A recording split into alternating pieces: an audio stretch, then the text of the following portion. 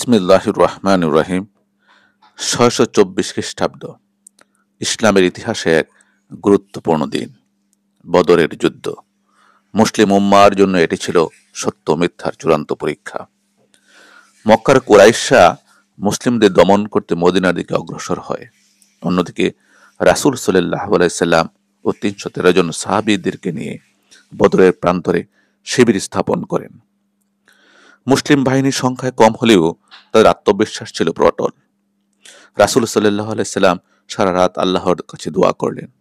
সেই মুহূর্তে নাজিল হলো আল্লাহর সাহায্যের প্রতিশ্রুতি। যুদ্ধ শুরু হলো। ৩টি দ্বন্দ্ব যুদ্ধে মুসলিম যোদ্ধারা বিজয় লাভ করে। এটি কুরাইশদেরকে মনোবল ভেঙে দেয়। আল্লাহর কুদরতে ফেরেশতারা মুসলিমদের সাহায্য করতে অবতীর্ণ হয়।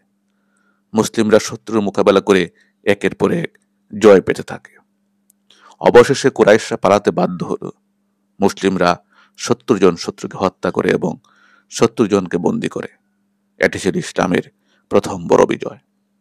বদরের যুদ্ধ প্রমাণ করেছিল, সত্যের পথে দৃঢ় আস্থা থাকলে সংখ্যার দম্ভ কোনো মূল্য রাখে না। এই দিন মুসলিম উম্মাহর ইতিহাসে অমর হয়ে আছে। ধন্যবাদ।